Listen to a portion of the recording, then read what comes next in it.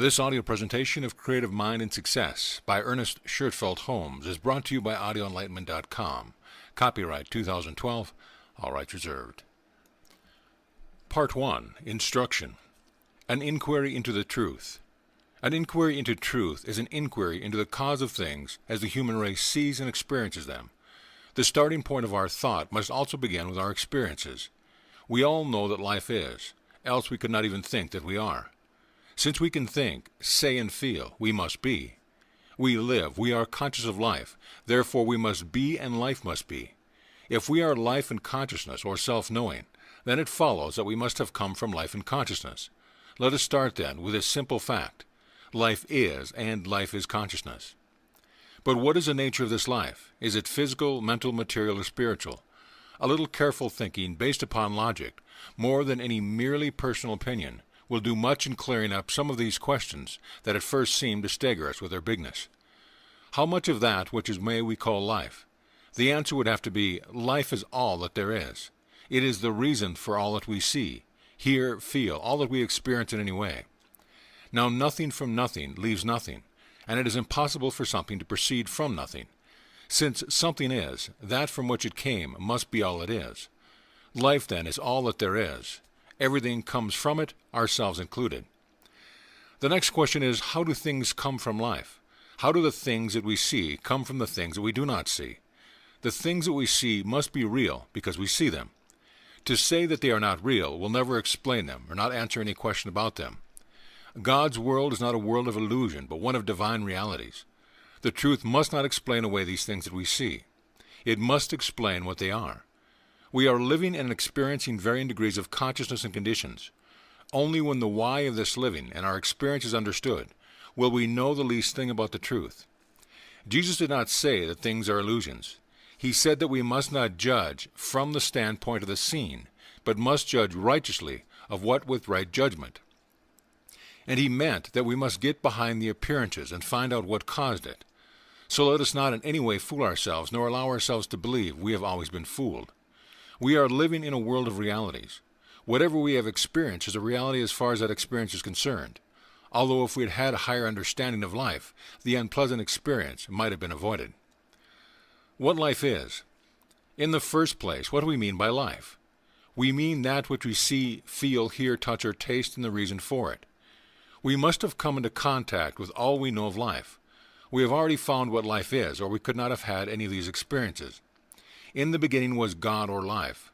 Out of this life which is, everything which is made, so life must flow through all things. There is no such thing as dead matter. Moreover, life is one, and it cannot be changed except into itself. All forms are forms of this unity, and must come and go through some interactivity. This interactivity of life or nature must be some form of self-consciousness or self-knowing. In our human understanding, we would call this inner knowing or consciousness thought. The spirit or life of God must make things out of himself through self-recognition or self-knowing, or, as we would call it, thinking. Since God is all, there is nothing to hinder him from doing what he wishes, and the question, how do things come into being, is answered. God makes them out of himself. God thinks or knows, and the thing which he thinks or knows appears for himself, and is made out of himself. There is no other possible explanation for what we see. Unless people are willing to begin here, they will never understand how it is that things are not material, but spiritual. Man's place in creation. But where does man come in? He is. Therefore it follows that he too is made out of God, since God or Spirit is all. Being made out of God, he must partake of his nature, for we are made in his image. Man is a center of God in God. Whatever God is in the universal, man must be in the individual world. The difference between God and man is one of degree and not of quality. Man is not self-made. He is made out of God. The question might arise, why did God do this? No living person can answer this question. This is something that is known only of the Father. We might suppose that God made man to live with him and to joy with him, to be one with the Father. It is true indeed that those who have felt this most deeply have had a corresponding spiritual power that leads us to suppose that God really did make man as a companion. Man is the individual, and God is the universal. As the Father hath life within himself, so hath he given it to the Son to have life within himself.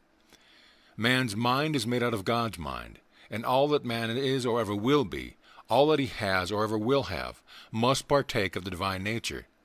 Man did not make it so, but it is so, and he must accept the fact and see what he can do with it. If he has the same power in his individual life that God has in the universal, then this discovery will mean freedom from all bondage when he learns how to use the power. As God governs his universal world, so will man govern his individual world, always subject to the greater law in life. This could not be otherwise if we realize what follows from it, for so realizing we find ourselves living in a very different world from the one in which we thought we were living. God governs not through physical law's results, but first by inner knowing. Then the physical follows. In the same way, man governs his world by the process, which we call, for want of a better name, the power of his thought. Man's inner life is one with the Father. There can be no separation, for the self-evident reason that there is nothing to separate him from God, because there is nothing but life. The separation of two things implies putting a different element between them. But as there is nothing different from God, the unity of God and man is firmly established forever. My Father and I are one is a simple statement of a great soul who perceived life as it really is, and not from the mere standpoint of outer conditions. Taking as a starting point that man has the same life of God, it follows that he uses the same creative process. Everything is one, comes from the same source, and returns again to it. The things which are seen are not made of the things which do appear. What we see comes from what we do not see. This is the explanation of the whole visible universe, and is the only possible explanation. As God thought makes worlds and peoples them with all living things, so does our thought make our world and people it with all the experiences we have had. By the activity of our thoughts, things come into our life, and we are limited because we have not known the truth. We have thought that outside things control us, when all the time we have had that within, which could have changed everything and given us freedom from bondage. The question then naturally arises, why did God create man and make him a free agent? If God had created us in any such way as to compel us to do or to be anything that was not of our choosing, we should not have been individuals at all. We should have been automatons. Since we know that we are individuals, we know that God made us thus, and we are just discovering the reason why. Let any man wake up to this, the greatest truth in all ages, and he will find it will answer all questions. He will be satisfied that things are what they are. He will perceive that he may use his own God-given power so to work, to think, and to live, that he will in no way hinder the greater law from operating through him. According to the clearness of his perception and the greatness of his realization of this power, will he provide within himself a starting point through which God may operate. There will no longer be a sense of separation, but in its place will come the divine assurance that he is one with God, and thus will find his freedom from all suffering, whether it be of body, mind, or state. The beginning of understanding. Man is beginning to realize that he has life within himself as the great gift of God to him. If he really has life, if it is the same nature as the life of God, if he is an individual and has the right of self-choice, which constitutes individuality, then it follows that he can do with his life what he wants to do. He can make out of himself that which he wishes. Freedom is his. But this freedom is within law and never outside it. Man must obey law. If he disobeys it, it has to act as law, and so acting has to punish him. This he cannot change but must submit to. Freedom comes to the individual from understanding the laws of his own life and conforming to them, thereby subjecting them to his use, to the end of health, happiness, and success. Law obtains throughout all nature, governing all things, both the seen and the unseen. Law is not physical or material, but mental and spiritual. Law is God's method of operation. We should think of God as the Great Spirit, whose sole impulse is love, freely giving himself to all who ask, and refusing none. God is our Father in every sense of the term, watching over, caring for, and loving all alike. While all is love, yet in order that things may not be chaotic, all is governed by law. As far as you and I are concerned, this law is always mental. Our conditions governed by our thinking. It is easy for the average person to see how it is that mind can control and to a certain extent govern the functions of the body. Some can even go further than this and see that the body is governed entirely by consciousness. This they can see without much difficulty, but it is not so easy for them to see how it is that thought governs their conditions and decides whether they are to be success or failures. Here we will stop to ask the question, if our conditions are not controlled by thought, by what then are they controlled? Some will say that conditions are controlled by circumstances. But what are circumstances? Are they cause or are they effect? Of course they are always effect. Everything that we see is an effect. An effect is something that follows a cause, and we are dealing with causation only. Effects do not make themselves, but they are held in place by mind or causation. If this does not answer your thought, begin over again and realize that behind everything that is seen is a silent cause. In your life, you are that cause. There is nothing but mind, and nothing moves except mind. We have agreed that, while God is love, yet your life is governed absolutely by mind or law.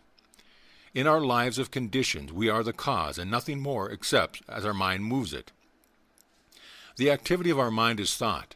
We are always acting because we are always thinking. At all times, we are either drawing things to us or we are pushing them away from us. In the ordinary individual, this process goes on without his ever knowing it consciously, but ignorance of the law will excuse no one from its effects. What, someone will say, do you think that I thought failure or wanted to fail? Of course not. You would be foolish to think that, but according to the law, which we cannot deny, you must have thought things that would produce failure. Perhaps you thought that failure might come, or in some way you gave it entrance to your mind. Thinking back over the reasons for things, you will find that you are surrounded by a mind or law that casts back at the thinker, manifested everything that he thinks. If this were not true, man would not be an individual. Individuality can mean only the ability to think what we want to think. If that thought is to have power in our lives, then there has to be something that will manifest it.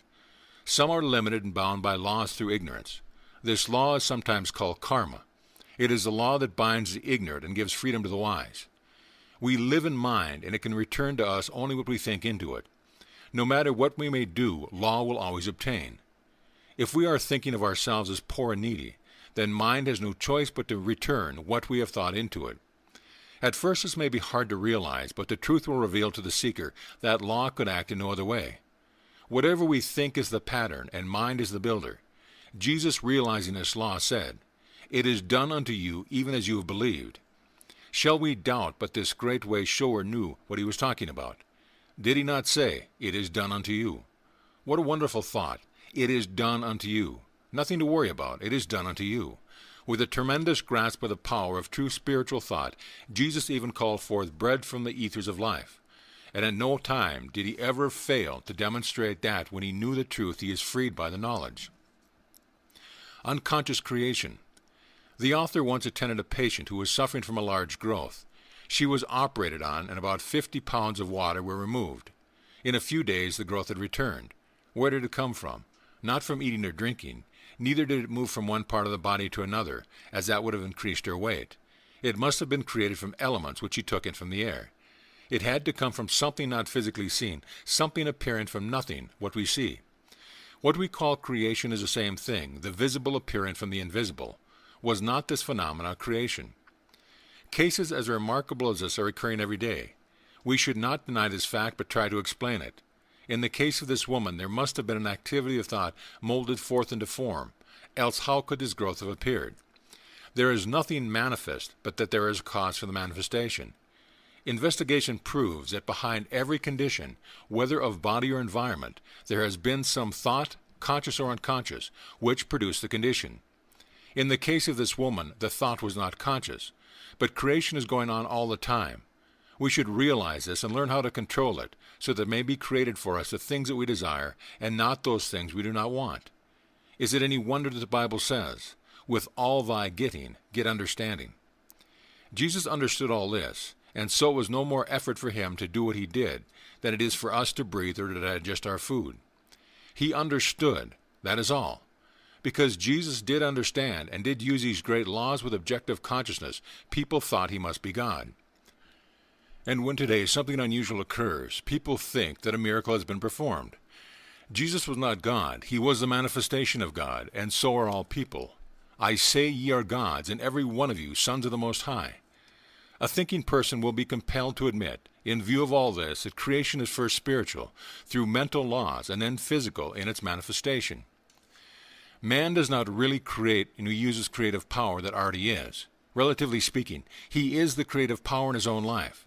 And so far as his thought goes, there is something that goes with it that has the power to bring forth into manifestation the thing thought of. Hitherto men have used this creative power in ignorance, and so have brought upon themselves all kinds of conditions. But today hundreds of thousands are beginning to use these great laws of their being in a conscious, constructive way. Herein lies the great secret of the New Thought movement, under their various names and cults and orders. All are using the same law, even though some deny to others the real revelation. We should get into an attitude of mind wherein we should recognize the truth whenever we find it. The trouble with most of us is that unless we see a sugar in a sugar bowl, we think it must be something else, and so we stick to our petty prejudices instead of looking after principles. First steps. The first thing to realize is that since any thought manifests, it necessarily follows that all thought does the same. Else how should we know that a particular thought we were thinking of would be the one that would create? Mind must cast back all or none. Just as the creative power of the soil receives all seeds put into it, and at once begins to work upon them, so mind must receive all thought, and at once begin to operate upon it. Thus we find that all thought has some power in our lives and over our conditions. We are making our environment by the creative power of our thought. God has created us, thus we cannot escape it. By conforming our lives and thought to a greater understanding of law, we shall be able to bring into our experience just what we wish, letting go of all that we do not want to experience and taking in the things we desire.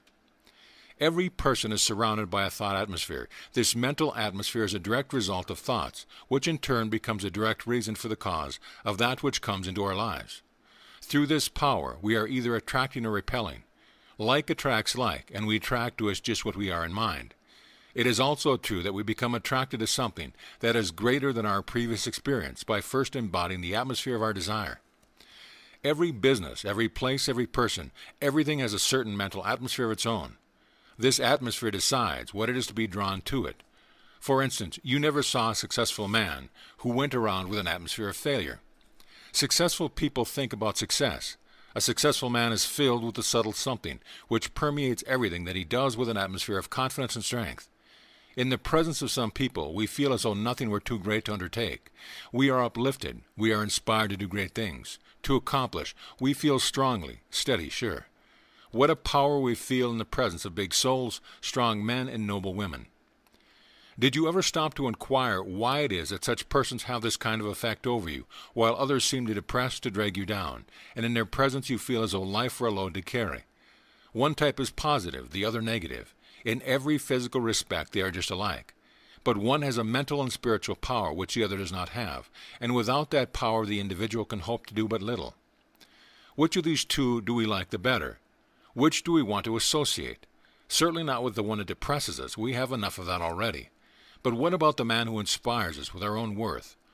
He is the man we will turn to every time. Before we reach him, in our haste to be near, even to hear his voice, do we not feel a strength coming to meet us? Do you think that this man, who has such a wonderful power of attraction, will ever want for friends? Will he ever have to look up a position?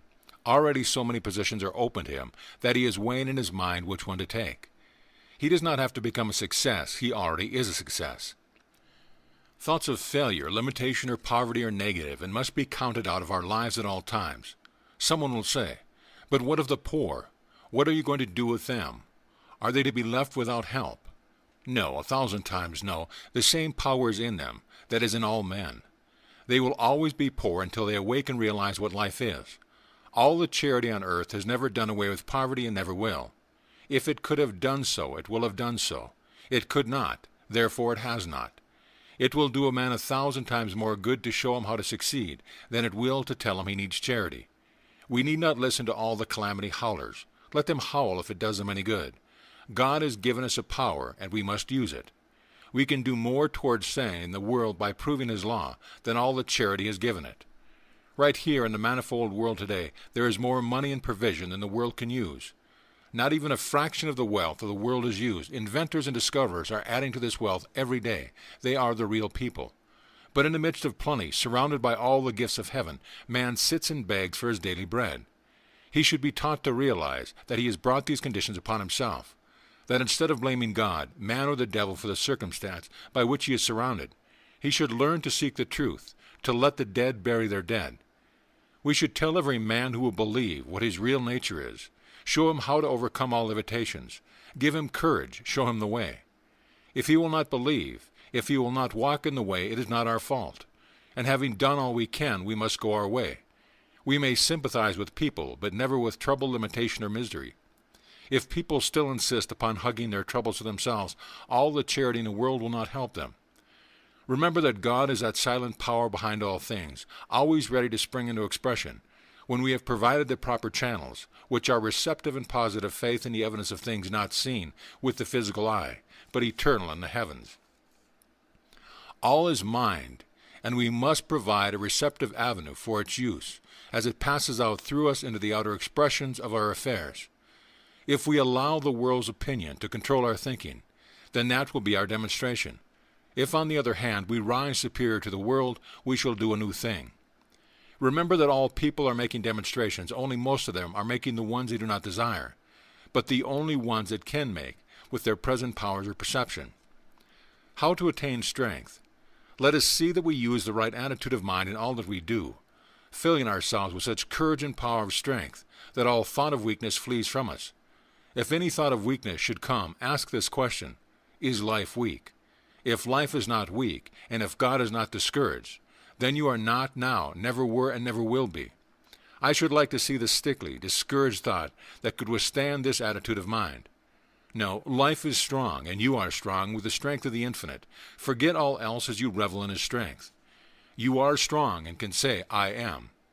You have been laboring under an illusion. Now you are disillusioned. Now you know, and knowing is using the law in a constructive way. I and my Father are one. This is a strength for the weak, and life for all who believe. We can so fill ourselves with the drawing power of attraction that it will become irresistible. Nothing can hinder things from coming to the man who knows that he is dealing with the same power that creates all from himself, moves all within himself, and yet holds all things in their place. I am one with the infinite mind. Let this ring through you many times each day until you rise to that height that looking sees. In order to be sure that we are creating the right kind of a mental atmosphere and so attracting what we want, we must at first watch our thinking, lest we create that which we would not like to see manifest. In other words, we must think only that we wish to experience. All is mind, and mind casts back at the thinker that only which he thinks. Nothing ever happens by chance. Law governs our life, and all people come under the law. But that law, so far as we are concerned, we ourselves set in motion, and we do this through the power of our thought. Each person is living in a world of his own making, and he should speak only such words and think only such thoughts as he wishes to see manifest in his life. We must not hear, think, speak, read, or listen to limitation of any kind. There is no way under heaven whereby we can think two kinds of thoughts and get only one result. It is impossible, and the sooner we realize it, the sooner we shall arrive. This does not mean that we must be afraid to think, lest we create the wrong image. But it does mean that the way most people think can produce nothing but failure. That is why so few succeed. The person who is to succeed will never let his mind dwell on past mistakes. He will forgive the past in his life and the lives of other people. If he makes a mistake, he will at once forgive it. He will know that so long as he desires any good, there is nowhere in the universe anything that opposes him. God does not damn anyone or anything. Man damns everything and everyone. God does not make things by comparing his power with some other power. God knows that when he speaks, it is done. And if we partake of the divine nature, we must know the same things in our lives that God knows in his. I am the master of my fate. I am the captain of my soul. What we will attract. We will always attract to us in our lives and conditions according to our thoughts. Things are but outer manifestations of inner mental concepts. Thought is not only power, it is also the form of all things. The conditions that we attract will correspond exactly to our mental pictures. It is quite necessary, then, that the successful businessman should keep his mind on thought of happiness, which produces cheerfulness instead of depression. He should radiate joy and should be filled with faith, hope, and expectancy. These cheerful, hopeful attitudes of mind are indispensable to the one who really wants to do things in life. Put every negative thought out of your mind once and for all. Declare your freedom. Know that no matter what others may think or do, you are a success now, and nothing can hinder you from accomplishing your good. All the power of the universe is with you. Feel it, know it, and then act as though it were true. This mental attitude alone will draw people and things to you. Begin to blot out one by one all false beliefs, all ideas that man is limited or poor or miserable. Use that wonderful power of will that God has given to you. Refuse to think of failure or to doubt your own power. See only what you wish to experience and look at nothing else. No matter how many times the old thought returns, destroy it by knowing that it has no power over you. Look it squarely in the face and tell it to go. It does not belong to you, and you must know and stick to it, that you are now free. Rise up in all the faith of one who knows what he is dealing with, and declare that you are one with infinite mind. Knowing that you cannot get away from this one mind, that wherever you may go, right there beside you, waiting to be used, is all the power there is in the whole universe. When you realize this, you will know that in union with this, the only power, you are more than all else. You are more than anything that can ever happen to you. More about the power of attraction. Always remember that Spirit makes things out of itself. It manifests in the visible world by becoming the thing that it wills to become. In the world of the individual, the same process takes place. It is given to man to use creative power. But with the using of this power comes the necessary of using it as it is made to be used. If God makes things out of his thoughts before they come into manifestation, then we must use the same method.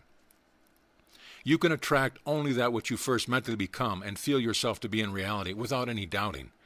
A steady stream of consciousness going out into creative mind will attract a steady manifestation of conditions. A fluctuating stream of consciousness will attract the corresponding manifestation or condition in your life. We must be consistent in our attitude of mind, never wavering. James said, "Ask in faith, nothing doubting, for he that doubteth is like a surge of the sea driven by the wind and tossed. For let not the man think that he shall receive anything of the Lord." We are all immersed in an aura of our own thinking. This aura is the direct result of all that we have ever said, thought, or done. It decides what is to take place in our life. It attracts what it is like to itself and repels what is unlike. We are drawn towards these things that we mentally embody. Most of the inner processes of thought have been unconscious, but when we understand the law of all that we have to do is to embody consciously what we wish, and think of that only, and then we shall be drawn silently to it. We have this law in our hands to do with as we will. We can draw what we want only as to let go of the old order and take up the new, and this we must do to the exclusion of all else. This is no weak man's job, but an undertaking for a strong, self-reliant soul, and the end is worth the effort. The person who can hold his thought one-pointed is the one who will obtain the best results. But this does not imply the necessity of strain or anything of strenuous nature. On the contrary, strain is just what we must avoid. When we know that there is but one power, we shall not struggle. We shall know, and in calmness we shall see only what we know must be of the truth. This means a persistent, firm determination to think what we want to think, regardless of all outer evidence to the contrary. We look not to the seen, but to the unseen. The king of Israel understood this when looking upon the avenged host of the enemy. He said, "We have no might against this great company, but our eyes are upon thee, upon the one power." How to attract friends? The man who has learned to love all people, no matter who they may be, will find plenty of people who will return the love to him. This is not mere sentiment, and it is more than a religious attitude of mind. It is a deep scientific fact, and one to which we should pay attention. The reason is this: as all is mind, and as we attract to us what we first become, until we learn to love, we are not sending out love vibrations, and not until we send out love vibrations can we receive love in return. One of the first things to do is to learn to love everyone. If you have not done this, begin to do so at once. There is always more good than bad in people, and seeing the good tends to bring it forth. Love is the greatest healing and drying power on earth. It is the very reason for our being, and that explains why it is so people have something or someone to love. The life that has not been loved has not lived. It is still dead. Love is the sole impulse for creation, and the man who does not have it at the greatest incentive in his life has never developed the real creative instinct. No one can swing out into the universal without love, for the whole universe is based upon it. When we find that we are without friends, the thing to do is at once to send out our thought to the whole world. Send it full of love and affection. Know that this thought will meet the desires of some other person who is wanting the same thing, and in some way the two will be drawn together. Get over thinking that people are queer. That kind of thought will only produce misunderstanding and cause us to lose the friends that we now have. Think of the whole world as your friend. but you must also be the friend of the whole world. In this way, and with this simple practice, you will draw to you many friends at the time will be too short to enjoy them all. Refuse to see the negative side of anyone. Refuse to let yourself misunderstand or be misunderstood. Do not be morbid. Know that everyone wants you to have the best. Affirm this wherever you go, and then you will find things just as you wish them to be. The atmosphere created by a real lover of the race is so powerful that although his other shortcomings may be many, still the world will love him in return. To him who loveth much, much will be given. People are dying for real human interest, for someone to tell them that they are all right. Which person do we like the better?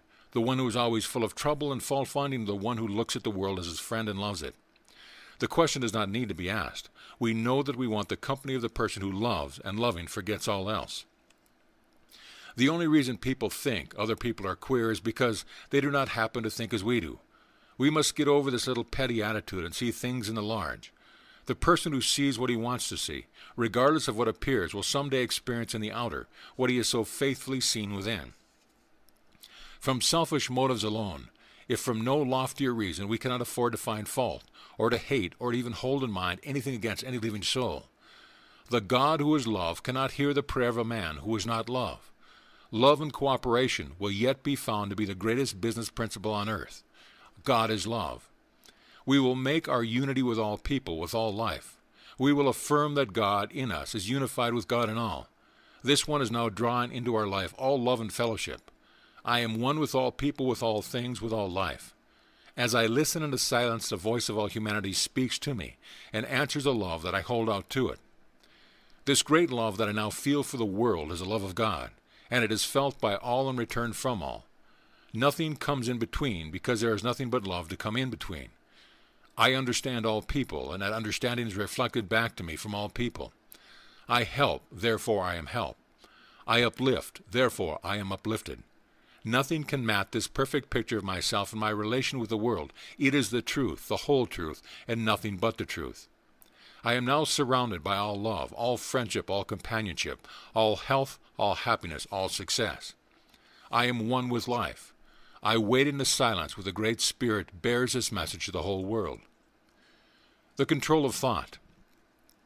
The man who can control his thought can have and do what he wishes to have and to do. Everything is his for the asking. He must remember that whatever he gets is his to use, but not his to hold. Creation is always flowing by, and we have as much of it as we can take and use. More would cause stagnation. We are relieved of all thoughts of clinging to anyone or anything.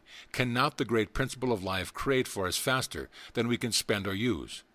The universe is inexhaustible. It is limitless. It knows no bounds and has no confines.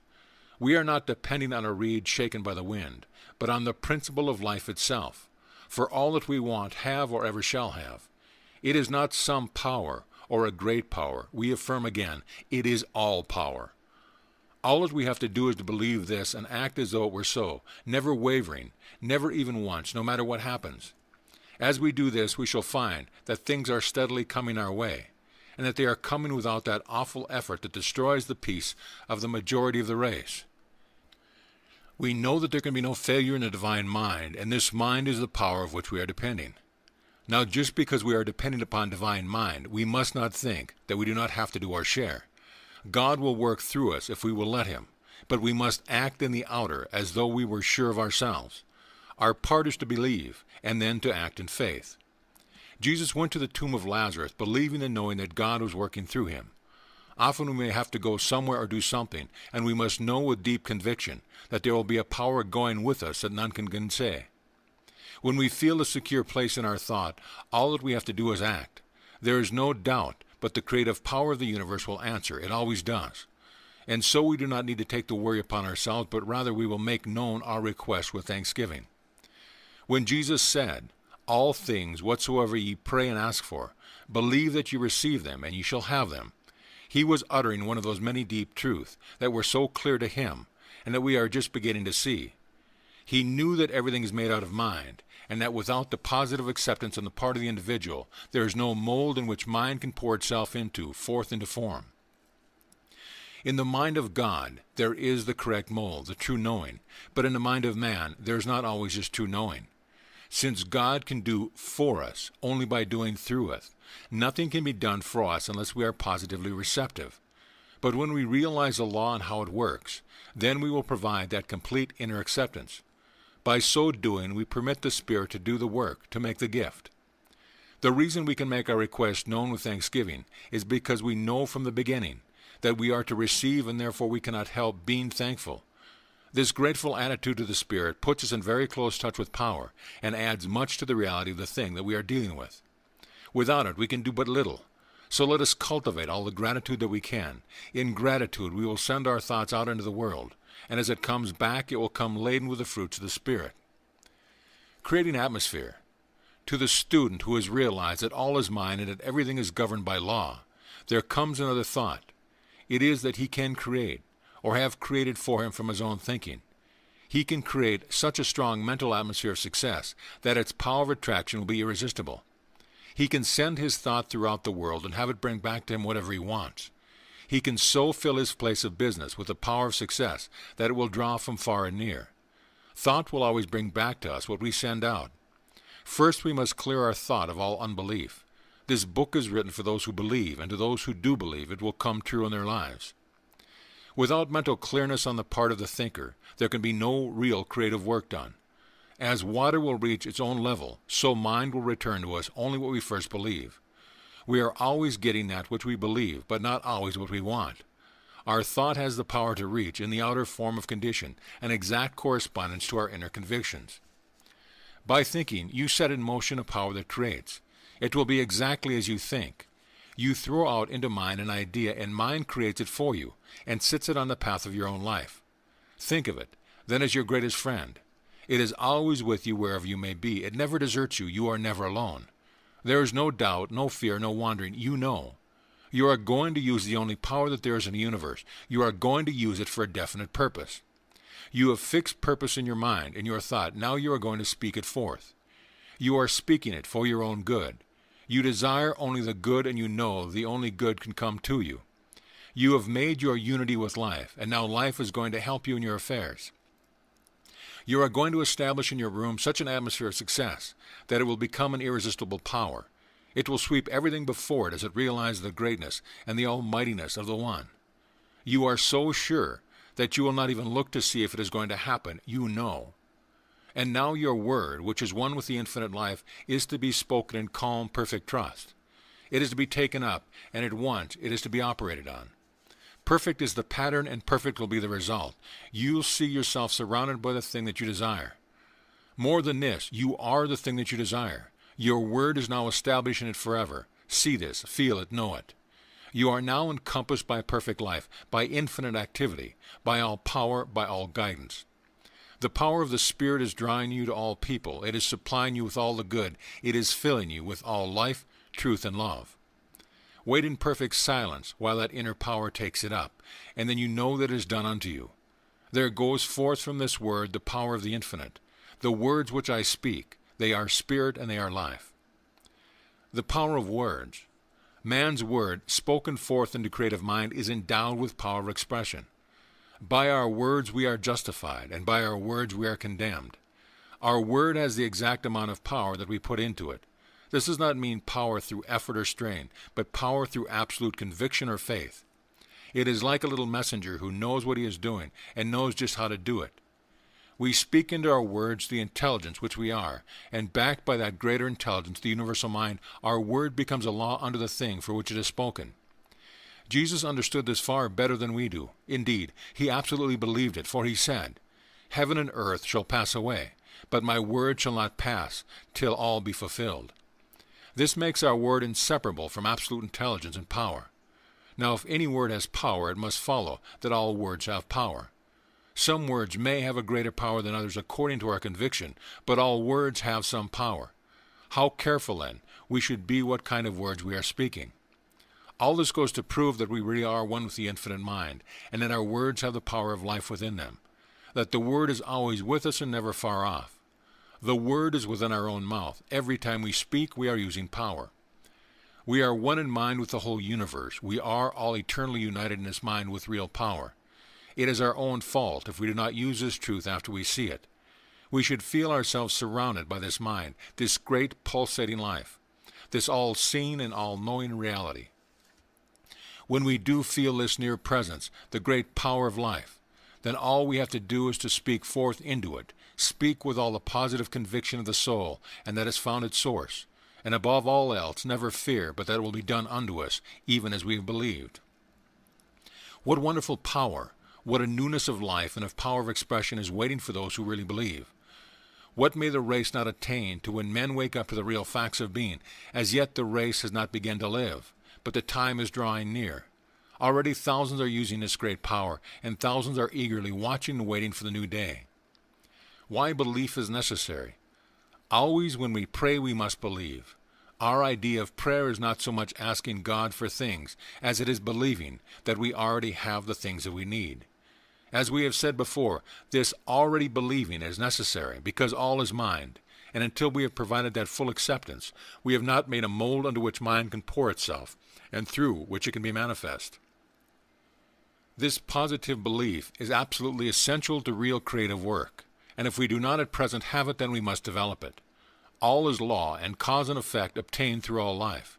Mind is cause, and what we term matter or the visible is effect.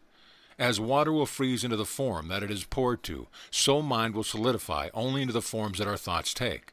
Thought is form. The individual provides the form. He never creates or even manifests, that is, of himself. There is something that does all this for him. His sole activity is the use of this power. This power is always at hand, ready to be spoken into, and at once ready to form the word into visible expression.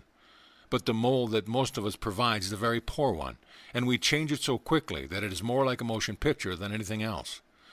Already we have the power. It is the gift of the Most High in its finite expression. But our ignorance of its use has caused us to create the wrong form, which in a turn has caused mind to produce the form which we have thought into it. From this law of cause and effect, we may never hope to escape. And while we may think of it as a hard thing at first, yet when we understand, we shall see it as an absolute justice without which there could be no real self-acting, individual life at all. Because of our divine individuality, even God may have to wait our recognition of him and his laws. People in business will do well to remember this, and so to form their thought, that they will be willing to receive when they send out. No thought of discouragement or disorder should ever be created, but only positive assurance, strong thoughts of success, of divine activity, the feeling that with God all things are possible, the belief that we are one with the great mind. These are the thoughts that make for success. The realization that we are dealing with one and not with two powers enables us to think with clearness. We are not troubled about competition or opposition or failure, because there is nothing but life, and this life is continually given to us, all that we can ask for, wish, or think into it. We can now see how essential it is that thought should be held one-pointed, that we should think always and only upon what we want, never letting our mind dwell on anything else. In this way the Spirit works through us. Where so many fail, the ordinary individual sitting down to give a treatment to his business unconsciously does just the thing that he should have avoided, and then he wonders why he did not get the desired results. Most people simply sit and wish for or long for something. They may even have a great desire or hope. They may even go so far as to believe that their desire is going to happen. All this is good as far as it goes, but it does not go far enough. What we must do is to provide that already having received attitude. This may seem hard at first, but we can easily see that it is necessary. And it is the only way that mind works. This is what we must do. Power is, and mind is, and life is, but they have to flow through us in order to express in our lives. We are dealing with law, and nature must be obeyed before it will work for us. Just realize that this law is as natural a law as any other of God's laws, and use it with the same intelligence that you would use the law of electricity. Then you will get the desired results. We provide the thought form around which the divine energies play, and to which they attract the condition necessary for the fulfillment of the thought. When we give a treatment, this is all that we have to do. But before we can even do this, we have to clear our minds of all fear, of every sense of separation from the divine mind. Law is, but we must enforce it or use it in our own lives. Nothing can happen to us that is not first an accepted belief in our own consciousness. We may not always be aware of what is going on within, but practice will enable us to control our thought more and more, so that we shall be able to think what we want to think, regardless of what may seem to be the case. Each person has within himself the capacity of knowing and making use of the law, but it must be consciously developed. This is done by practice and by the willingness to learn and utilize whatever we know so far as we have gone. The individual who has the most power is the one who has the greatest realization of the divine presence, and to whom this means the most as an active principle of his life. We all need more backbone and less wishbone. There is something with which only our recognition is spring into being, bringing with it all the power in the universe. Using the imagination. Just imagine yourself surrounded by mind, so plastic, so receptive, that it receives the slightest impression of your thought. Whatever you think it takes up and executes it for you. Every thought is received and acted upon. Not some, but all thoughts. Whatever the pattern we provide, that will be our demonstration. If we cannot get over thinking that we are poor, then we will still remain poor. As soon as we become rich in our thought, then we'll be rich in our expression. These are not mere words, but the deepest truth that has ever come to the human race. Hundreds of thousands of the most intelligent thinkers and the most spiritual people of our day are proving this truth. We are not dealing with illusion, but with the realities. Pay no more attention to the one who ridicules those ideas than you would to the blowing of the wind. In the center of your own soul, choose what you want to become, to accomplish. Keep it to yourself. Every day in the silence of absolute conviction, know that is now done. It is just as much done, as far as you are concerned, as it will be when you experience it in the outer. Imagine yourself to be what you want to be. See only that which you desire. Refuse even to think of the other. Stick to it. Never doubt. Say many times a day, I am that thing. Realize what this means. It means that the great universal power of mind is that, and it cannot fail. Man's right of choice. Man is a created an individual, and as such he has the power of choice. Many people seem to think that man should not choose, that since he has asked the Spirit to lead him, he need no longer act or choose. This is taught by many teachers, but is not consistent with our individuality. Unless we had this privilege, this power of choice, we would not be individuals. What we need to do is learn that the Spirit can choose through us. But when this happens, it is an act on our part. Even though we say, I will not choose, we are still choosing, because we are choosing not to choose. We cannot escape the fact that we are made in such a way that at every step life is a constant choice.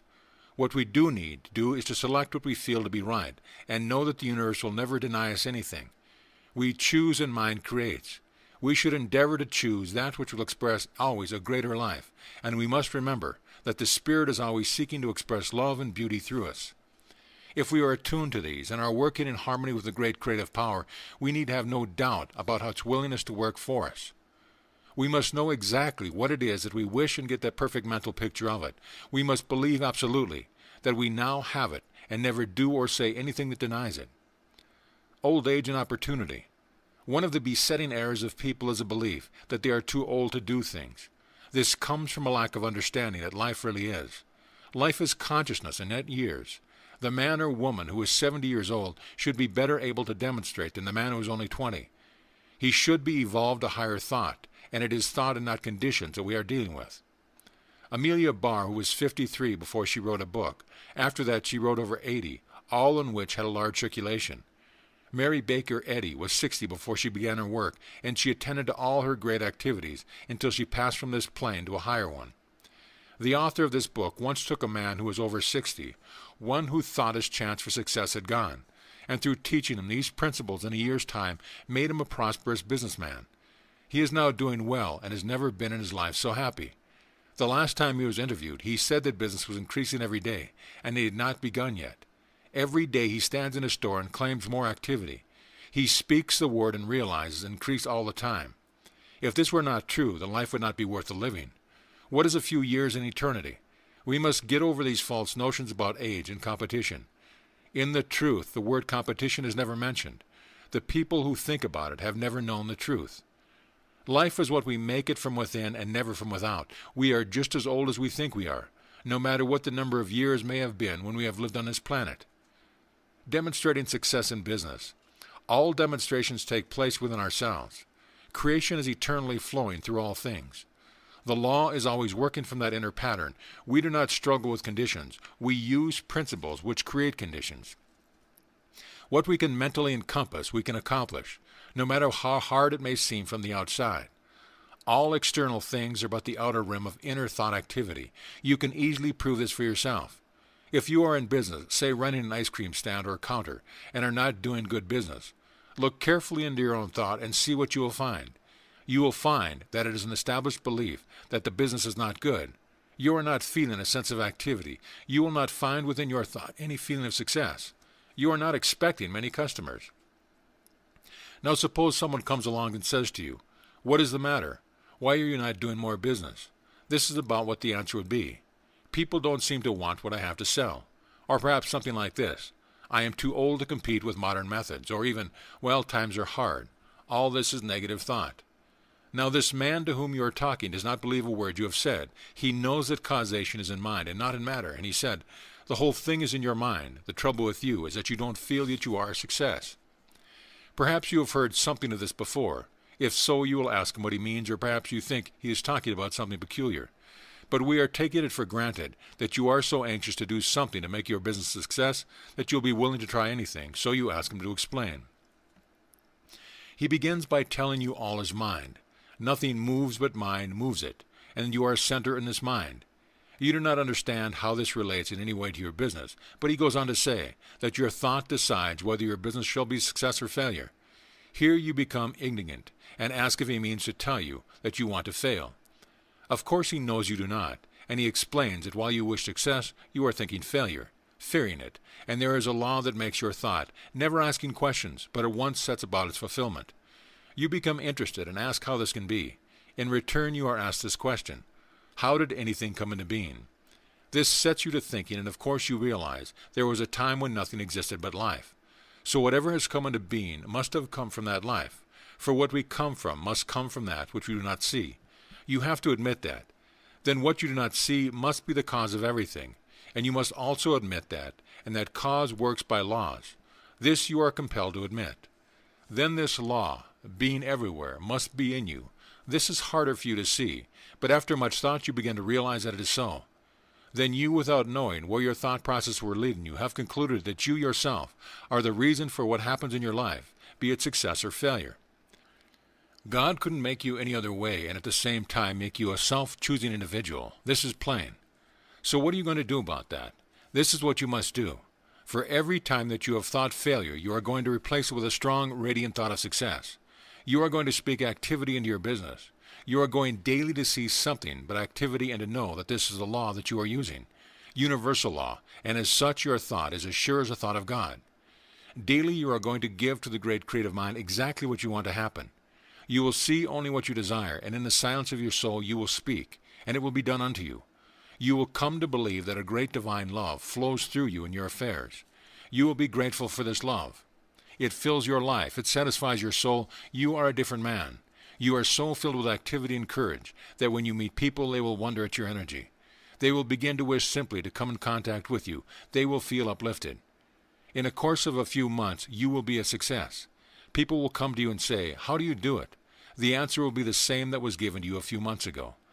Let the man who is speaking to the public do the same thing. Let him daily see throngs of people coming to hear him. Let him see nothing else. He will experience what he feels and sees. Always remember this: life is from within outward, and never from without inward. You are the center of power in your own life. Be sure and not take on false suggestion. The world is full of calamity howlers. Turn from them, every one, no matter how great you think they may be. You haven't the time to waste over anything that is negative. You are a success, and you are giving to a law every day just what you want done. And the law is always working for you. All fear is gone, and you know that there is but one power in all the universe. Happy is the man who knows this, the greatest of all the truth.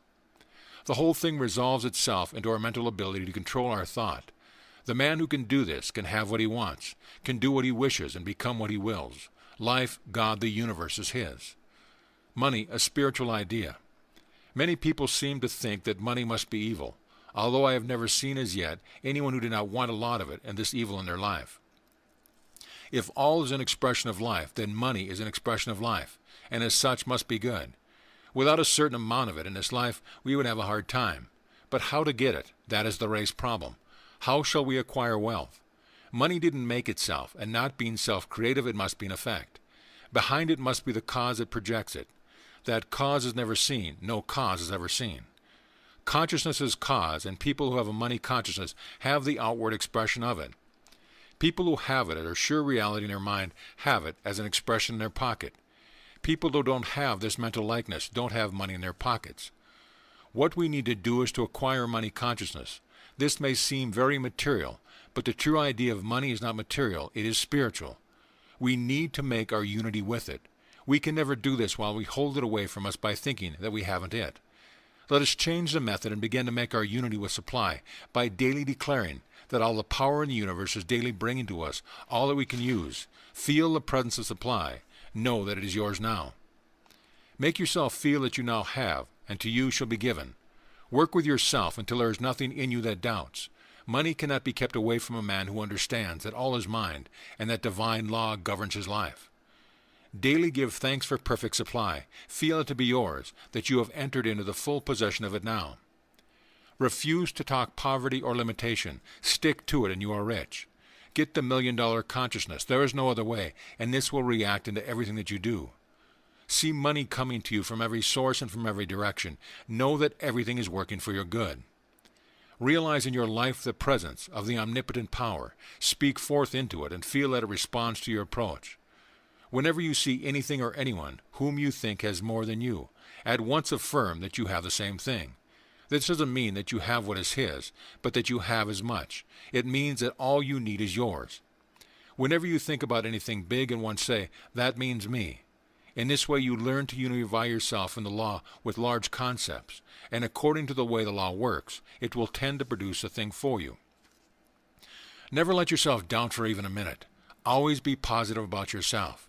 Keep watch over the inner workings of your thought, and the law will do the rest. Action. The universe is teeming with activity. There is motion everywhere. Nothing ever stands still. All activity comes from mind. If we want to be in line with things, we must move. This doesn't mean that we must strain or struggle, but we must be willing to do our part by letting the law work through us. God can do for us only as we will allow him to do through us. Intelligence gives us ideas, and in turn we work on them. But our work is no longer done in any sense of doubt or fear, for we know that we are dealing with something that never makes a mistake. We proceed with a calm confidence, born of the inner trust and a power that is infinite. Behind all of our movements, then, is a great purpose, to let the law work through us. The law of activity must be compiled with. We must be willing to take the way of outer activity. Jesus went to the tomb of Lazarus. We may have to go there, but there will accompany us something that never fails. The law of activity we must use in our business. So many business places that we go to have such an atmosphere of inactivity, produce such a drowsy feeling, that we at once lose all interest in what is going on. We don't feel like buying. We have that place without any apparent reason and go into another. Here we feel that all is life, all is motion, all is activity. We feel confident that this is the place we are looking for. We will buy here. We find just what we want. We are satisfied with our purchase and go away cheerful. Now, to create this activity, something more than thought is essential. Not that it does not come first, but the one who has this thought of activity will naturally manifest it in a vigorous, energetic movement, which helps to produce a spirit of activity in his business and in everything he undertakes. Wherever you see a man who does not move, then you will find one whose thought is inactive. The two always go together. A man in a store or place of business should always be moving his goods. He should always be doing something. People will see this, and getting the thought of activity behind it will want to trade there. We are not attracted to a store that always has the same thing on the same shelf. The world likes action, change. Action is life. Let a clerk in a store think activity and begin to manifest it, even though he may not be waiting on customers, and in a short time he will be waiting on them. Alertness is the word. Always be alert. There must be mental alertness before there can be physical activity. Act as though things were happening, even though they might appear to be. Keep things moving, and soon you'll have to avoid the rush. Activity is genius. Half the scores that you go into make you sleepy before you get out, and you feel as though you can't get out fast enough. The other half are alive, and those are the ones who are doing the business of the world. The man who is active in his thought doesn't have to sit by himself to think. He works while he thinks, and so complete with the law which is to work through him. The thought of activity makes him move, and the thought of confidence makes his movement sure, and the thought of supreme guidance makes his work intelligent. We must be careful and not get into ruts, always be doing something new and different, and you will find life becomes a great game in which you are taking the leading part. Life will never become tiresome to the active mind and body. It is so interesting that we wonder if we will ever get enough of it. Some people get into such lazy mental habits that a new idea cannot find entrance. Great things are done by people who think great thoughts and then go into the world to make their dreams come true. If you can't find anything new to do, go home and change the bed around and the piano, put the cook stove in the parlor, and eat on the back step for a time. It will start something moving and changing in you that will never stop. The wide-awake person can find so many things to do that he hasn't time enough to begin in this life, and he knows that eternity is necessary to carry out the ideals that he already has evolved. Everything comes from mind, but mind acts on itself, and we must act on ourselves and on conditions, not as a slave, but as a master. Be interested in life if you want life to be interested in you. Act in life, and life will act through you. So will you also become one of the great people on earth. Ideas of the infinite. Suppose that we wish to draw from the universal mind some definite idea, some guidance, some information, some leading. How are we going to do this? First, we must become convinced that we can. Where do all the inventions come from? Where does Edison get his information about electricity? Where, if not direct from the mind of the universe? Everything that has ever come into the race comes direct from the mind. There is nothing else it could come from. Every invention is but a discovery of something that already is, although we may not have seen it. Where does the harmony of music come from? Where could it originate except in mind? Does not a great musician listen and hear something that we do not hear? His ear is attuned to harmony, and he catches it straight from life itself and interprets it to the world. We are surrounded by the music of the spheres, but few of us ever catch the sound. We are so filled with trouble that the divine melody is never heard. If we could see, if we could hear, if we could understand, if we only realized the presence of the All, what could we not do? When a great thought springs up in the mind of an individual, when a great poem is written, when a great work of art is wrought by some receptive artist, it is simply a sign that the veil is thin between he has caught a glimpse of reality. But for most of us, inspiration is not to be depended on, and we must take the slower but nonetheless sure method of receiving straight from the infinite. The method is a simple one and very effective. When you want to know a certain thing or how to begin a certain line of action, first you must be quiet within yourself. You must not be confused by any outward appearance. Never become disturbed by effects. They didn't make themselves and have no intelligence to contradict you. Be quiet until you realize the presence of absolute intelligence all around you, of the mind that knows. Now get a perfect picture of just what you desire. You cannot get a picture unless you know what it is that you want. Put your mind in touch with universal mind, saying just what you are waiting for. Ask for it. Believe that you are receiving it, and wait. After a few minutes, declare that you now know, even though you may not seem to know. Yet in the depth of consciousness you have received the impression. Give thanks that you now receive. Do this every day until you get some direction. It is sometimes a good thing to do this just before you go to sleep.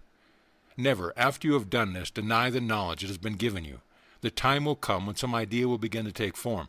Wait for it, and when it does appear, act upon it with all the conviction of one who is perfectly sure of himself. You have received understanding straight from the source of all understanding, knowledge from the source of all knowledge. All can do this if they will be persistent. It is a sure direction and guidance and will never fail us. But we must be sure that we are not denying it in other moments, what we affirm in the moments of faith. In this way, we will make fewer mistakes, and in time our lives will be controlled by supreme wisdom and understanding. Don't be a leaner. Never lean on other people. You have strength of your own that is great enough to do all that is necessary.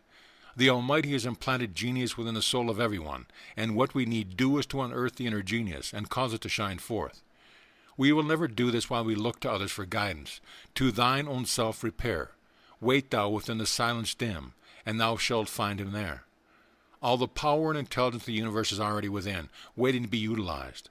The divine spark must be fanned into a blaze of the living fire of your own divinity. Self-reliance is the world to dwell on. Listen to your own voice. It will speak in terms that are unmistakable. Trust in your own self more than in all else. All great men have learned to do this. Every person with his own soul is in direct communion with the infinite understanding. When we depend on other people, we are simply taking their light and trying to light our path with it. When we depend on ourselves, we are depending on the inner voice that is God, speaking in and through man. Man is the inlet and the outlet to all there is in God. God has made us and brought us up to where we recognize our own individuality. From now on, we will have to let him express through us. If it were different, we should not be individuals. Behold, I stand at the door and wait. This is a statement of the near presence of the power. But we, the individual, must open the door. This door is our thought, and we are the guardian of it. And when we open the door, we will find that divine presence is right at hand, waiting, ready, and willing to do for us all that we can believe. We are strong with the strength of the infinite. We are not weak. We are great and not mean. We are one with the infinite mind. When you have a real thing to do, keep it to yourself. Don't talk about it. Just know in your own mind what it is that you want and keep still about it. Often when we think that we will do some big thing, we begin to talk about it, and the first thing we know, all the power seems to be gone. This is what happens. We are sending out into mind a constant stream of thought. The clearer it is, the better it will manifest. If it becomes doubtful, it will have not so clear a manifestation. If it is confused, it will manifest only confusion. All this is according to the law of cause and effect, and we cannot change the law. Too often, when we tell our friends what we are going to do, they confuse our thought by laughing about it, or by doubting our capacity to do such a large thing. Of course, this would not happen if we were always positive, but when we become the least bit negative, it will react, and we will lose the power of clearness, which is absolutely necessary to good creative work. When you want to do a big thing, get the mental pattern, make it perfect. Know just what it means, enlarge your thought, keep it to yourself. Pass it over to the creative power behind all things. Wait and listen. And when the impression comes, follow it with assurance. Don't talk to anyone about it. Never listen to negative talk or pay any attention to it. And you will succeed where all others fail. Causes and conditions. When we realize that life is not fundamentally physical, but mental and spiritual, it will not be hard for us to see that by a certain mental and spiritual process we can demonstrate what we want. We are not dealing with conditions, but with causes. Causes originate only from the unseen side of life. This is not strange as some might be said of electricity or even of life itself. We do not see life, we only see what it does. This is called a condition. Of itself, it is simply an effect. We are living in the outer world of effects and in the inner world of causes. These causes we set in motion by our thought, and through the power inherent with the cause, express the thought as a condition. It follows that the cause must be equal to the effect, and that the effect always evaluates with the cause held in mind. Everything comes from one substance, and our thought qualifies that substance and determines what is to take place in our life. The whole teaching of the Bhagavad Gita is that there is but one, and that it becomes to us just what we first believe into it. In other words, we manifest the unmanifested. This in no way takes away from the omnipotence of God, but adds to it. He has created something that is able to do this. God still rules in the universe, but we are given the power to rule in our lives. We must realize, and absolutely, that we are doing with a substance that we have a right to deal with. And by learning its laws, we will be able to subject them to our use, just as Edison does with electricity. Law is but, we must use it. The substance that we deal with in itself is never limited, but we often are, because we draw only what we believe. Because we are limited in no reason why the universe should have limitation. Our limitation is only our unbelief. Life can give us a big thing or a little thing. When it gives us a little thing, it is not limited any more than life is limited when it makes a grain of sand, because it could just as well have made a planet. But in the great scheme of all things, all kinds of forms, small and large, are necessary, which combined make a complete whole. The power and substance behind everything remains infinite. Now this life can become to us only through us, and that becoming is the passing of spirit into expression into our lives through the form of the thought that we give to it. In itself, life is never limited. An ant has just as much life as an elephant, though smaller in size. The question is not one of size, but one of consciousness. We are not limited by actual boundaries, but by false ideas about life, and by a failure to recognize that we are dealing with the infinite. Limitation is an experience of the race, but it is not the fault of God, it is the fault of man's perception. And to prove that this is so, let any man break the bonds of this false sense of life, and he at once begins to express less and less limitation. It is a matter of the growth of the inner idea. People often say when they are told this, "Do you think that I decided to be poor and miserable? Do you take me for a fool?" No, you are not a fool, but it is quite possible that you have been fooled, and most of us have been. I know of no one who has escaped being fooled about life. You may not have had thoughts of poverty, but at the same time, you may have had thoughts that produced it. Just watch the process of your thinking and see how many times a day you think something that you would not want to happen. This will satisfy you that you need to be watchful, that your thoughts need to be controlled. What we need to do is to reverse the process of our thinking and see to it that we think only positive, constructive thoughts. A calm determination to think just what we want to think regardless of conditions will do much to put us on the highway to a greater realization of life. Of course we will fail. Of course the road is not easy, but we will be growing. Daily we will be giving to the creative mind a newer and greater concept to be worked out in the life around us. Daily we will be overcoming some negative tendency. We must stick to it until we gain the mastery of all our thought, and in that day we will rise, never to fall again. We must be good-natured with ourselves, never becoming discouraged or giving up until we overcome. Feel that you are always backed by an omnipotent power and a kind Father of love, and the way will become easier. Mental equivalence. One of the most necessary things to remember is that we cannot demonstrate life beyond our mental ability to embody. We give birth to an idea only from within ourselves. What we are, we put into our thinking. What we are not, we cannot put into it. If we are to draw from life what we want, we must first think it forth into life. It always produces what we think. In order to have success, we must first conceive it in our own thought. This is not because we are creators, but because the flow of life into manifestation through us must take the form which we give to it. And if we want a thing, we must have within ourselves the mental equivalent before we get it. This is what Jesus meant when he said that we must believe when we pray. This belief in providing within us that something which knows before it sees what it asks for. For instance, suppose a man is praying for activity. An idea of prayer is the accepting of a thing before we get it, in his affairs. First, before this activity can come, he must have it within himself. He must come to see activity in everything. There must be something that corresponds to the things he wants. He must have a mental equivalent.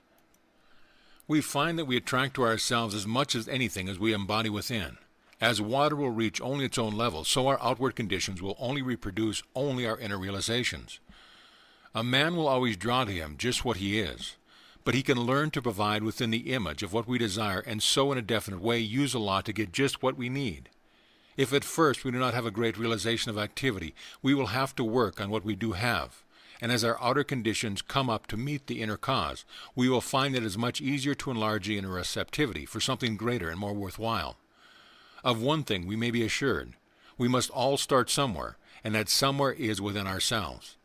In this within, we must make the affirmation, and there too, we must do the real work of realization. At the first the way may seem hard, for we are constantly confronted with that which seems to be. And we are not always sure of ourselves nor strong enough to overcome, but we may rest content in the assurance that we are growing. Every day we will be providing a bigger concept of life, and with the inner growth we will have the enlarged power to speak forth into the creative mind, with the result that we shall get a fresh impulse and be doing a bigger thing for ourselves. Growth and realization are always from within, and never from without. The old race suggestion of fear and poverty and limitation must be done away with. And daily we must clear our thought from all that limits the one from showing forth into our life. Remember that you are dealing with one power and not with two. This will make it easier, for you do not have to overcome any conditions, because conditions flow from within out and not from without in. A man going to a new town will at once begin to attract to him just what he brings in his thought. He should be very careful about what he thinks.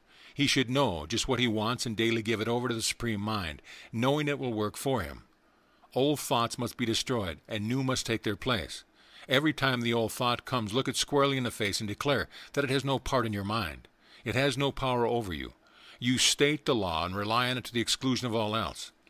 Daily try to see more and more and to understand more. Feel every day that you are being especially looked after. There is no special creation for any individual, but we all specialize a law every time we choose to think of it. For all our thought is taken up, and something is always done with it.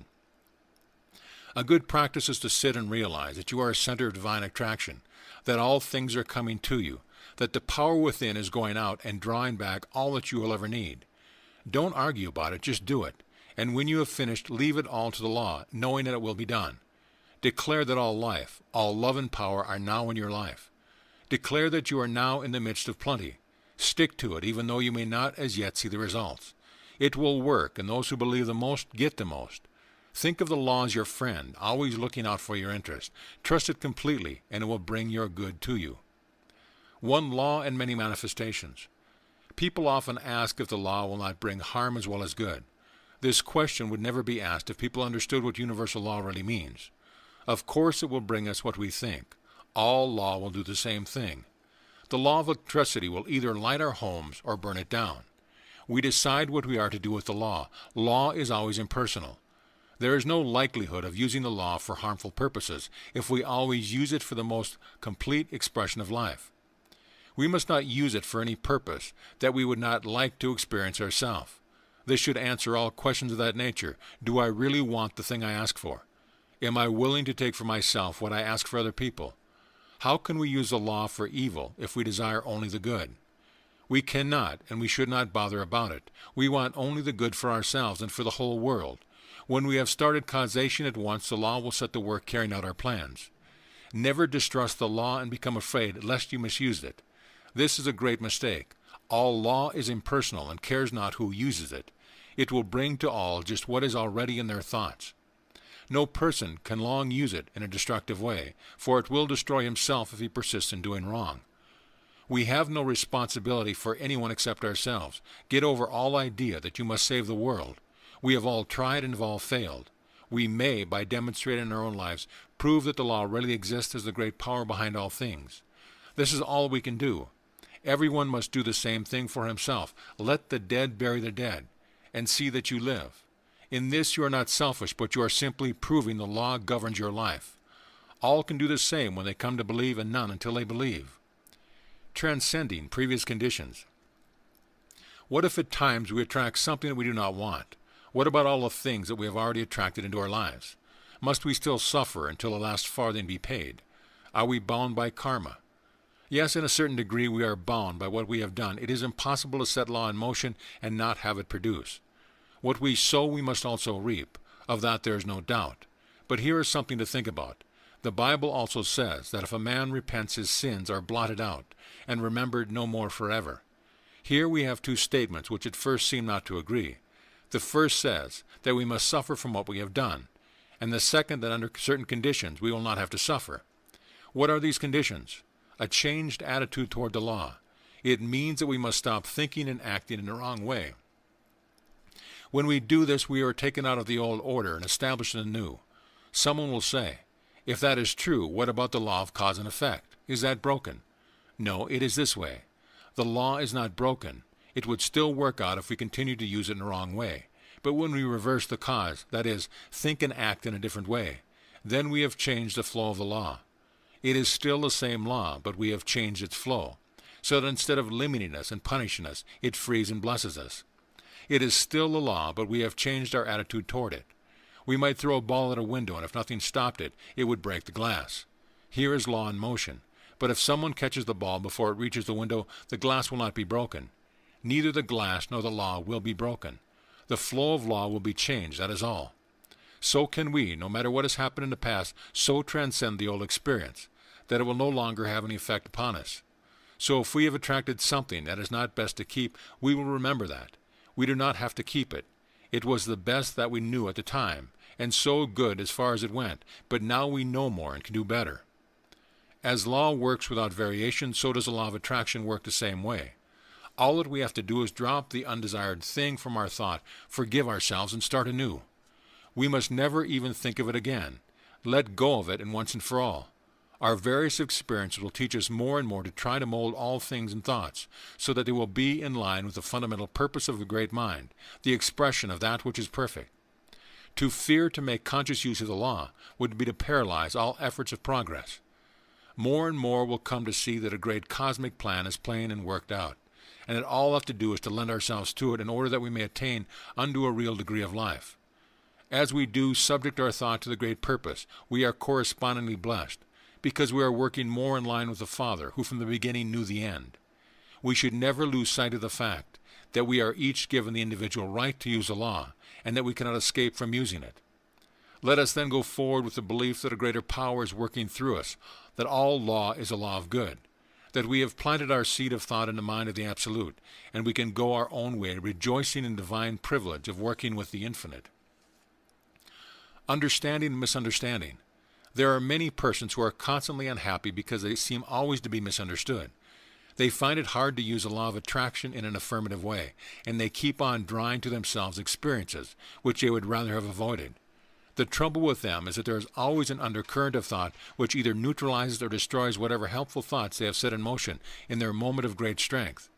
Such persons are usually very sensitive, and while this is the quality which is most creative when under control, it is most destructive when uncontrolled, because it is the most chaotic. They should first come to know the law and see how it works, and then treat themselves to overcome all sensitiveness. They should realize that everyone in this world is a friend, and prove this by never saying anything unkind to anyone or about anyone. They must within themselves see all people as perfect beings made in a divine image, and see nothing else. They will in time be able to say that this is also the way that all people see them. Holding this as a law of their lives, they will destroy all negative thought, and then, with that power which is always in a sensitive person, but which is now under control, when they find that life is theirs to do with as they please, the only requirement being that as they sow, so must they also reap. We all know that anything that is unlike good is of short duration, but anything that embodies the good is like God, ever present and eternal. We free ourselves through the same law under which we first bound ourselves.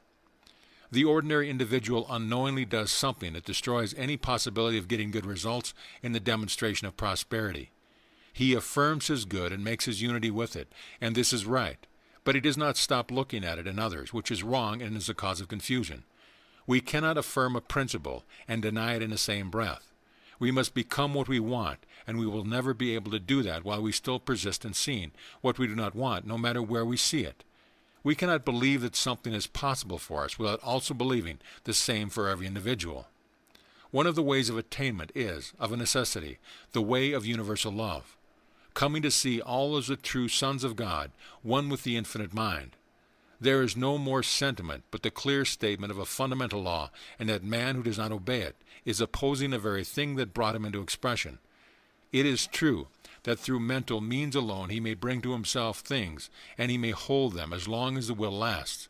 This is the ordinary way, but we want more than compelling things to appear. What we want is that thing that should gravitate to us, because we are employing the same law that God uses. When we so attain this attitude of mind, then that which is brought into manifestation will never be lost, for it will be as eternal as the law of God, and cannot be destroyed forever.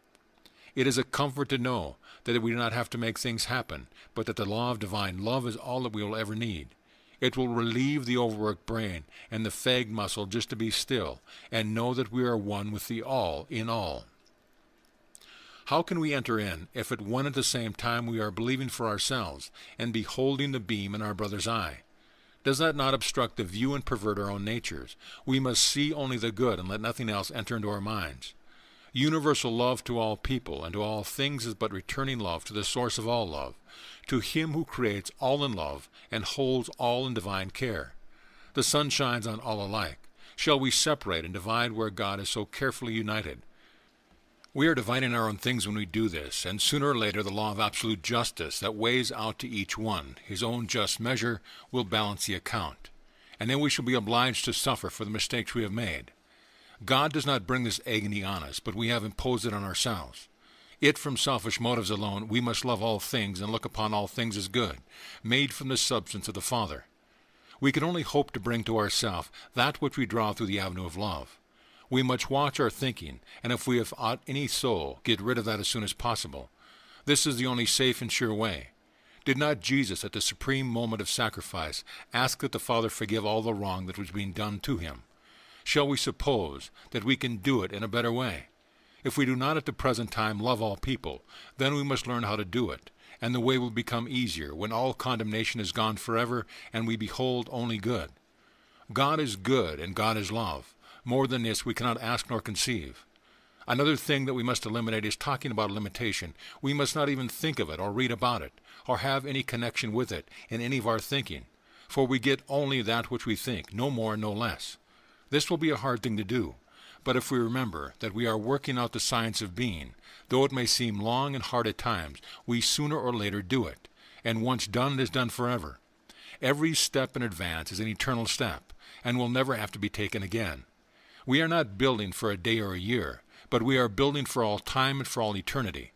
So we will build the more stately mansion under the supreme wisdom and the unfailing guidance of the Father, and we will do unto all, even as we would have them do unto us. There is no other way. The wise will listen, look, and learn, then follow what they know to be the only way, that is in line with the divine will and purpose. So shall all see that God is good, and in him is no evil. Unusual experience. In demonstrating the truth of supply, we do not have to experience any peculiar emotion or psychic experience. We do not have to feel any thrills or anything of that sort.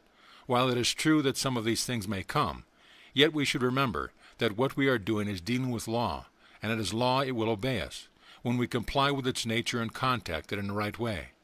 What we are thinking is stating something in mind, and if the impression is clear in our own minds, that it is, and that it is done, we have put all the activity we can put into it, until such a time as something happens in the external for us to work upon. So many people say, I do wish that I could feel something when I give a treatment.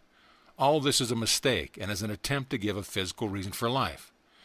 What we do need to feel is that since God is all and is all good, he wants us to have only the good, and feeling this we should take what is already made for us. Our attitude towards such a good Father should constantly be one of thanksgiving. When we begin to prove the power of truth, we will always maintain this attitude. Know that you are dealing with a sure thing, and that all you have to do is know positively into it, and wait for the results to come on the outer. Then do what your own good sense tells you to do, for this is the thought of God through you. More and more of you will find that you are being led out of difficulty into that freedom which is the divine birthright of every living soul. Go ahead then, looking only at the things desired and never at the things not wanted. Victory will always be on the side of the majority of your thoughts, resting on of absolute acceptance. Visualizing. Some people visualize everything that they think of, and many think that it is impossible to make a demonstration unless they possess the power to visualize. This is not the case. While a certain amount of vision is necessary, on the other hand, it must be remembered that we are dealing with a power that is like the soil on the ground, which will produce the seed which we have planted. It does not matter if we have never before seen a plant like the one that is going to be made for us. Our thought is a seed, and mind is a soil. We are always planting and harvesting. All that we need to do is plant only that which we want to harvest. This is not difficult to understand. We cannot think of poverty and at the same time demonstrate plenty. If a person wants to visualize, let him do so, and if he sees himself in full possession of his desire and knows that he is receiving, he will make his demonstration. If, on the other hand, he does not visualize, then let him simply state what he wants and absolutely believe that he has it, and the result will always be the same. Remember that you are always dealing with law, and that this is the only way that anything should come into existence. Don't argue over it. That means you have not as yet become convinced of the truth of you would not argue. Be convinced and rest in peace. Where demonstration takes place. Does demonstration take place in the patient, the practitioner, or in the mind of God? Let us see. We are in the mind of God, and so it must take place there. But the patient is always in the mind of God, and there would be two minds, and so it must take place in the mind of the patient also. But that is the mind of God, so what does it matter where it takes place? We do not have to project our thought because mind is right at hand and never leaves us at any time. All that we have to do is know within ourselves, and when we are absolutely convinced, we will have made the demonstration. As far as the practitioner is concerned, all that he has to do is to convince himself. Here his work begins and ends. There is a power that will look after the rest. Is this not the supreme attitude of faith in higher power? Of course it is, and the more of that faith that we have, the easier it will be for us, and the quicker we will receive an answer to our prayer. If you have a simple, childlike faith, it will produce, but it should give us a greater faith when we know something of the way that the law operates. It follows, then, that we should, by understanding, have so great a faith that we shall never fail to get the affirmative answer to all our thoughts. Every victory will strengthen us until the time will come when we will no longer have to say, I hope or believe, but I know. End of Part 1. Creative Mind and Success, Part 2. Practice and Application. Treatments. The way to give a treatment is, first of all, to absolutely believe that you can. Believe that your word goes forth into a real creative power, which at once takes it up and begins to operate upon it. Feel that to this power all things are possible. It knows nothing but its own power to do that which it wishes to do. It receives the impress of your thought and acts upon it. It is never safe to treat for anything that you do not wish to happen. This means that what you would want for another, you must first be willing to receive for yourself. Believe then that your word is to be acted upon by an almighty power, Feel its great reality in and through all things you speak into it, and declare just what you wish it to do for you, never doubt in your own mind, but that it will do just as you have directed. All that a practitioner has to do is to convince himself, to know, to believe, and that thing will happen when he states. One of the first things, then, is to be definite, to have a mental likeness of the thing that you desire, to know exactly what you want.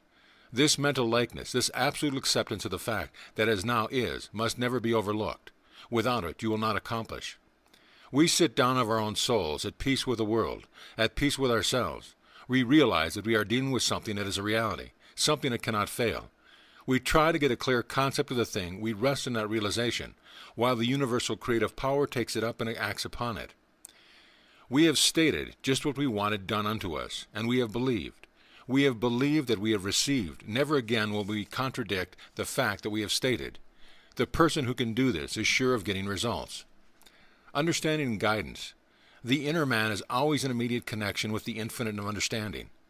We are immersed in a living intelligence. We are surrounded by a power that knows, for in him we live and move and have our being. If our outer thought were never confused, we should at all time draw from this infinite source of knowledge. We should be guided by it and never make mistakes. Our minds would be like the smooth surface of a lake, unruffled by wind and storm. But with most of us, this is not the case. We become confused in the outer, so that the surface of the mind is in turmoil, no longer clear and transparent. And we cannot get the clear vision, the real guidance, and we get things wrong because we do not see clearly. The development of the understanding is learning to draw from the infinite understanding. We can never do this while we are confused in our thinking. The first thing to do when we wish to a great understanding is to be still and listen to the inner voice, to withdraw for a few moments into the silence of the soul, taking here what we already know, and realizing that a greater intelligence is enlarging it.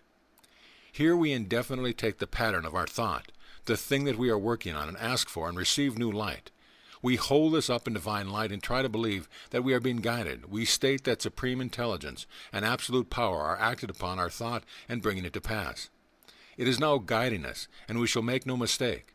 We hold ourselves in the secret place of the Most High and abide under the shadow of the Almighty. How to know just what to do? Often we find ourselves confronted by a problem of how to begin. We are not sure what we want to do. We see no way to begin anything, see nothing to begin on.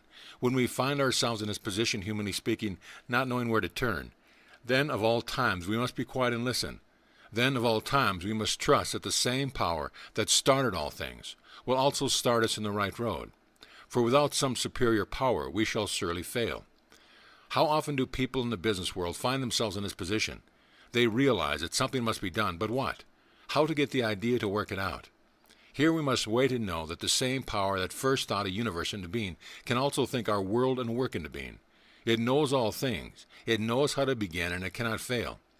We wish in some way to connect with this power that will never fail, so that we may draw from it some idea to begin with. We must realize that there is something it wants to respond, to make manifest, and in this realization wait for the idea. It may not come at first, but we must be patient, never doubting, and waiting thus in faith, it will come. I once knew a businessman who was connected with a firm that had always been very successful, but at the time something had occurred that was causing him to lose out. This had gone on for a year, and things were going from bad to worse. Failure seemed inevitable. He became interested in new thought. He was told he could draw an idea from the infinite and work it out on the plane of the visible. He told his partners that he wished to go home for a few days, and that when he came back he would have worked out an idea which would put the business on a successful basis. They laughed at him, as people generally laugh at if something they do not understand, but having no other plan, they gave their consent. He went home and for 3 days sat in deep thought, claiming supreme guidance and absolute leading of the Spirit. During this time, a complete plan formulated in his mind as to the exact method to pursue in the business. He returned and told his plan to his partners. Again they laughed, saying it could not be done in a business, could not be done any way, it would not work. But then again they consented, knowing it was this or failure. He then went to work carrying out all the details of his thoughts, following each leading that had come to him during those 3 days. And within a year he brought the failing business to a standard that transcended anything that they had ever experienced. He proved the law and became such an expert that he gave up his business and devoted his entire time to helping other people do the same for themselves as he had done. What this man did, anyone can do if he will follow the same course and refuse to become discouraged. There is a power that simply awaits our recognition of it. To spring into our thoughts is an unfailing leading, an unerring guidance. To those who lean on the ever outstretched arm of the infinite, life is big with limitless possibilities. We must wait and listen, then go about our outer business with an inner conviction that we are being led into a more perfect expression of life. All can do this. Following up a thought. When we feel that we do have the right leading, when that something inside tells us where we're led, then no matter what it appears to be, we must follow it up. Something beyond our intelligence is doing the doing through us, and we must do nothing to contradict it. Perhaps it will cause us to do something that seems to go contrary to the experience of the race. This makes no difference. All advance in invention and all advance along any line has always gone ahead of what the experience of the race thinks is possible. Great men are the one who get a vision and then go to work to make it come true. Never looking to one side, but with one pointedness and calm determination, stick to the thing until it is accomplished. It may take much patience and a great deal of faith, but at the end it is sure as the reality of a supreme being itself. Never hesitate to trust in that inner leading. Never fear, but it will be right. We are all in the midst of supreme intelligence. It presses against the doors of our thought, waiting to be known. We must be open to it at all times, ready to receive direction to be guided into great truth. The single stream of thought. All that we create are all in mind, and what we think into is taken up and done unto us. This means that as we think, it will be done. We cannot think one way one day and change our thought the next and hope to get the desired results. We must be very clear in our thought, sending out only thoughts as we wish to see manifested in our condition. Here is something worth remembering.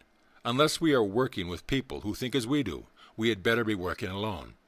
One stream of thought, even though it may not be very powerful, will do more for us than many powerful streams that are at variance with each other. This means that, unless we are sure that we are working with people who harmonize, we would be better off working alone. Of course, we cannot retire from business simply because people do not agree with us, but what we can do is to keep our thoughts to ourselves. We do not have to leave the world in order to control our thoughts, but we do have to learn that we can stay right in the world and still think just what we want to think, regardless of what others are thinking. One single stream of thought daily sent out into creative mind will do wonders. Within a year, the person who will practice will have completely changed his conditions of life. The way to practice this is to daily spend some time in thinking and mentally seeing just what is wanted, seeing the thing just as it is wished, and then affirm that this is now done. Try to feel that what has been stated is the truth. Words and affirmations simply give thanks to thought. They are not creative. Feeling is creative, and the more feeling that is put into the word, the greater power it will have over conditions. In doing this, we think of the conditions only as an effect, something that follows what we think. It cannot help following our thought. This is the way that all creation comes into expression. It is a great help to realize mentally that at all times a great stream of thought and power is operating through us. It is constantly going out into mind, where it is taken up and acted upon. Our business is to keep that stream of thought just where we want it to be ready at any time to act when the impulse comes for action. Our action must never be negative. It must always be in the affirmative, for we are dealing with something that cannot fail. We may fail to realize, but the power in itself is infinite and cannot fail. We are setting in motion in the absolute stream of thought that will never cease until it accomplishes its purpose. Try to feel this. Be filled with a great joy as you feel that it is given to you to use this great and only power. Keep the thought clear and never worry about the way that things seem to be going. Let go of all outer conditions when working in mind. For there is where things are made. There creation is going on, and it is now making something for us. This must be believed as never believed before. It must be known as a great reality. It must be felt as the only presence. There is no other way to obtain. Though all the infinite may want to give, yet we must take, and as far as we are concerned, the taking is mental. Though people may laugh at you, even that does not matter. He laughs best who laughs last. We know in what we believe, and that will be sufficient. Enlarging our thought. We can never stand still in our thought. Either we will be growing, else we will be going backward. As we can attract to ourselves only what we first have a mental likeness of, it follows that if we wish to attract larger things, we must provide larger thoughts. This enlarging of consciousness is so necessary that too much cannot be said of it. Most people get only a short way and then stop. They cannot seem to get beyond a certain point. They can do so much and do more. Why is it that a person in business just does about so much each year? We see people in all walks of life getting so far, never going beyond a certain point. There must be a reason for everything. Nothing happens if all is governed by law and we can come to no other conclusion. When we look into the mental reason for things, we find out why things happen. The man who gets so far and never seems to go beyond that point is still governed by law. When he allows his thoughts to take him up into a larger field of action, his conditions come up to his thought. When he stops enlarging his thought, he stops growing. If he would still keep on in thought, realizing more and still more, he would find that in the outer form of things he would be doing greater things. There are many reasons why a man stops thinking larger things. One of them is lack of imagination. He cannot conceive of anything more to follow than what which has already happened. Another thought works like this. This is as far as anyone can go in my business. Right here he signs his own death warrant. Often a person will say, I'm too old to do bigger things. There he stops. Some else will say, competition is too great. And here is where man stops. He can go no further than his thought will carry him. All this is unnecessary when we realize that life is first of all consciousness, and then conditions follow. We saw no reason why a man should not go on and never stop growing. No matter what age or what circumstance, if life is thought, we can keep on thinking bigger things. There is no reason why a man who is already doing well should not be able mentally conceive of a still better condition. What if we were active? There is always a greater activity possible. We can still see a little beyond what has come before. This is just what we should do. See even though it be but a little beyond our former thought. If we always practice this, we will find that every year we shall be growing. Every month we shall be advancing. And as time goes on, we shall become really great. And there is no stopping in the power in which is infinite, as the limitless is beyond bounds. So should we keep on trying to see more and more greater possibilities in life? We should definitely work every day for the expansion of thought. If we have 50 customers a day, we should endeavor to believe that we have 60. When we have 60, we should mentally see 70. This should never stop. There is no stopping place in mind. Let go of everything else. Drop everything else from your thought, and mentally see more coming you than has ever come before. Believe that mind is establishing this unto you, and then go about your business in the regular way. Never see the limitation, never dwell upon it, and above all thing else, never talk limitation to anyone. This is the only way, and there is no other way to grow a larger thought. The man with the big thought is always the man who does big things in his life. Get hold of the biggest thing that you can think of, and claim it for your own. Mentally see it and hold it as a thing already done, and you will prove to yourself that life is without bounds. Always gathering. There is no reason why a person should ever stop. This does not mean that we should be miserly, trying to accumulate more and more to get a hold of, but that our thoughts should always so enlarge that it cannot help gathering more and more, even though on the other hand, or with the other hand, we are ever distributing that which we gather. Indeed, the only reason for having is that we may give out of that which we have. No matter what big thing happens to us, we should still be expecting more and more, even when we think that we have at last arrived. Right at that moment when it seems as though life had given us all that we could stand, right there, let it be but a beginning for still greater things. No matter how large the picture that you hold in your mind, make it larger. The reason why so many people come to the point where they stop is that they come to a point where they stop growing in their minds. They come to a point where they can see no more, thinking that because they have already done a big thing, they should stop there. We must watch our thought for signs of inactivity. Nothing in the universe ever stops. Everything is built on a boundless basis, drawn from a limitless source, and comes forth from an infinite sea of unmanifest life. We speak forth into this life and draw back from it all that we first think into it. Life is always limitless, and the only thing that limits us is our inability to conceive mentally, and we should draw more and more from the limitless source.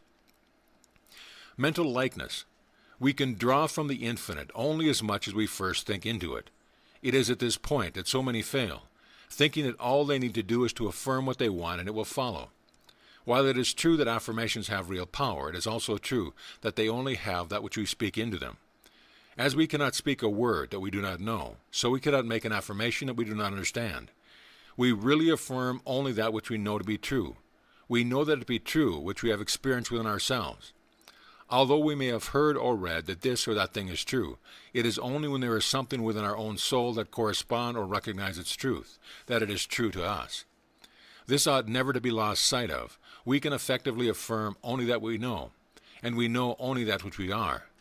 It is herein that we see the necessity of providing within a greater concept of life, a bigger idea of ourselves, and more expanded concepts of the universe in which we live, move, and have our being. This is a matter of inner growth together with the enlarging of all lines of thought and activity. If we want to do a thing that is really worth doing, we must mentally grow until we are that thing, which we want to see made flesh. This may take time, but we should be glad to use all the time necessary to our own development. But few people in limitation have a mental likeness of plenty. This likeness must be provided. The thought must be large enough to cover the whole of the thing desired. A small thought will produce only a small thing. The very fact that all is mind proves this to be true. All is mind, and because it is, we can draw from that mind, only that we first think of its reality. We must become the thing we want. We must see it, think it, realize it, before the creative power of mind can work out for us. This is an inner process of the expansion of consciousness. It is a thought, growing and realizing within. All can do this who wish and who will take the time and trouble, but it will mean work. The majority of people are too lazy to make the effort. Daily we must train our thought to see that only we wish to experience, and since we are growing into what we mentally dwelling upon, we should put all small and insignificant thoughts and ideals out of our thinking and see things in a larger way. We must cultivate the habit of an enlarged mental horizon, daily seeing further and further ahead, and so experiencing larger and greater things in our daily life. A good practice for the enlargement of thought is daily to see ourselves in a little bigger place, filled with more and more activity, surrounded with increased influence and power. Feel more and more that things are coming to us. See that much more is just ahead, and so far as possible, know that we now have all that we see and all that we feel. Affirm you are the larger thing, that you have now entered into a larger life. Feel that something within is drawing more to you. Live with the idea and let the concept grow, expecting only the biggest and best to happen. Never let small thoughts come into your mind, and you will soon find that a larger and greater experience has come into your life. Keeping the thing in mind. Never let go of the mental image until it becomes manifested. Daily bring up the clear picture of what is wanted and impress it on the mind as an accomplished fact. This impressing on our own minds the thought of what we wish to realize will cause our own minds to impress the same thought on universal mind. In this way we shall be praying without ceasing. We do not have to hold continually the thought of something we want in order to get it, but the thought we may inwardly become the thing we want. 15 minutes twice each day is time enough to spend in order to demonstrate anything, but the rest of the time ought also to be spent constructively. That is, we must stop all negative thinking and give over all wrong thought, holding fast to the realization that it is now done unto us. We must know that we are dealing with the only power there is in the universe, that there is none other beside us, and that we are in it partaking of its nature and its laws. Always behind the word that we send forth must be a calm confidence in our ability to speak into the power and the willingness of mind to execute for us. We must gradually grow in confidence and in trust in the unseen world of spiritual activity. This is not hard, if we but remember that the Spirit makes things out of itself by simply becoming the thing that it makes. And since there is no other power to oppose it, it will always work. The Spirit will never fail us if we never fail to believe in its goodness and its responsiveness. Life will become one grand song when we realize that since God is for us, none can be against us. We shall cease merely to exist. We shall live. Destroy all thoughts that we do not wish to experience. We must resolutely set our faces to the rising consciousness of the Sun of Truth. Seeing only the one power, we must destroy the adversary and leave the field to God or good. All that is any way negative must be wiped off the slate, and we must daily come into the higher thought, to be washed clean of the dust and chaos of the objective life. In the silence of the soul's communion with the great cause of all being, into the stillness of the Absolute, into the secret place of the Most High, back of the din and ceaseless mat of life, we shall find a resting place and a place of real spiritual power. Speak in this inner silence and say, I am one with the Almighty. I am one with all life, with all power, with all presence. I am, I am, I am. Listen to the silence. From out of the seeming void, the voice of peace will answer the waiting soul. All is well. Here we make known all our needs and wants, and here we receive firsthand from the Infinite all that we shall ever need to make life healthy, happy, and harmonious. Few enter here because of the belief that conditions and circumstances control. Know that there is no law but God's law, and the soul acts its own law in the Infinite, and in our slightest wish is honored of the Father Mind. Daily practice the truth and daily die to all error thought. Spend more time receiving and realizing the presence of the Most High and less time worrying. Wonderful power will come to the one who believes and trusts in that power in which he has come to believe. Know that all good and all God is with you, all life and all power, and never again say, I fear, but always, I trust, because I know in him whom I believe. Direct practice for prosperity. Suppose that you are doing a mail-order business and sending out cards to the whole country. Take the cards into your hand, or simply think of them, and declare it in the only mind that they will accomplish that for which they are sent out. Know that every word written on them is truth, and carries its own conviction with it.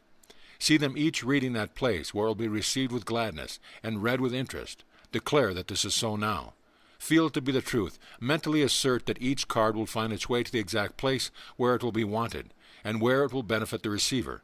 Feel that each card is cared for by the Spirit, that it is a messenger of truth and power, and it will carry conviction and realization with it. When the word is spoken, always feel that mind as once takes it up and never fails to act upon it. Our place in the creative order is to know this, and to be willing to do all that we can without hurry or worry, and above all else, to trust absolutely in the Spirit to do the rest. He who sees most clearly and believes most implicitly will make the greatest demonstration. This one should be you, and will be you as soon as the false thought is gone and the realization that there is but one power and the one presence comes. We are wrapped in an infinite love and intelligence, and we should ever ourselves with it, and claim its protection from all evil. Declare that your word is the presence and the activity of the power of all that is, and wait for the perfect concept to unfold. Race consciousness. One of the things which greatly hinders us from demonstrating a greater degree of prosperity we may call race thought or race consciousness. This is the result of all that the race has thought or believed. We are immersed in it, and those who are receptive to it are controlled by it. All thoughts seek expression along the lines of least resistance. When we become negative or fearful, we attract the kind of thought and condition. We must be sure of ourselves. We must be positive. We must not be aggressive, but absolutely sure and poised within. Negative people are always picking up negative conditions. They get into trouble easily. Persons who are positive draw positive things. They are always successful. Few people realize that the law of thought is the great reality, that thoughts produce things. When we come to understand this power of thought, we will carefully watch our thinking to see that no thought enters that we should not want made into a thing. We can guard our minds by knowing that no negative thought can enter. We can daily practice by saying that no race thought of limitation can enter the mind. That spirit forms itself around us and protects us from all fear and from all limitation. Let us clothe ourselves in the great realization that all power is ours, and that nothing else can enter. Let us fill the atmosphere of our homes and places of business with streams of positive thought. Other people will feel this, and will like to be near us and enter into things that we enter into. In this way, we should be continually drawing only the best. Developing intuition. If a person always lived near to mind, he would never make any great mistakes. Some seem to have the faculty of always knowing just what is best to do. They always succeed because they avoid making errors. We can so train ourselves that we will be guided by the supreme mind of the universe. But we can never do this until we believe that we can receive direct from the source of all knowledge. This is done by sitting in the silence and knowing that the Spirit is inwardly directing us. We should try to feel that our thought is being permeated by the thought of the Spirit. We should expect it to direct, but should never become discouraged if at once a direct impression is not received. The work is going on even if it is not seen or felt. Thought is forming in our mind, and in time will come forth as an idea. When the idea does come, always trust in it, even though it may not seem to be quite as we expected. The first impressions are usually the most direct and clearest. They are generally direct into the mind of the universe and should be carefully worked out into expression. We declare as we sit in the silence that the Spirit of all knowledge is making known within us just what we should do, that it is telling us just what to say or where to go. Have absolute reliance on this, that is one of the most important things to do. We should always get that inner assurance before undertaking any new enterprise, being sure that we have really put the whole thing into the hands of life, and that all we have to do is to work it out in the outer. We shall learn to avoid mistakes when we learn to be directed by the inner voice that never makes mistakes. We should declare in the silence that intelligence is guiding us, and it will do so. Presence of activity. Suppose that your place of business does not seem to manifest any activity. That is, suppose that customers do not come.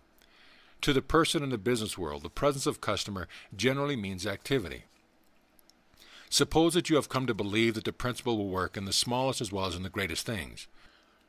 What you want now is a greater activity. How are you going to see activity when there is none? Here is a great question in truth. Must we overlook that which we see and that which we have experienced? Yes, absolutely. There is no other way. If we keep on seeing the things that appears, we will never be able to change its appearance. What we must do then, in spite of the seeming inactivity, is still to know and mentally to see and declare that we are in the midst of activity. Feel this to be true. Mentally see the place crowded. Know that it is packed full of customers all the time. Declare that your word draws them in. Have no sense of strain about it whatsoever. Simply know that you are dealing with the only power that there is. It will work. It must work. Realize when you have spoken the word that a greater power has taken it up, and that it is being established into you. Have no idea of limitation. Speak forth into mind with perfect trust. If you have the ability mentally to see the place full, combine this with the word and daily visualize it as being filled. Always combine faith in the higher power with all that you do. Feel that you are being especially looked after. This is true. When a soul turns to the universe of unmanifest life, at the same time it turns toward Him.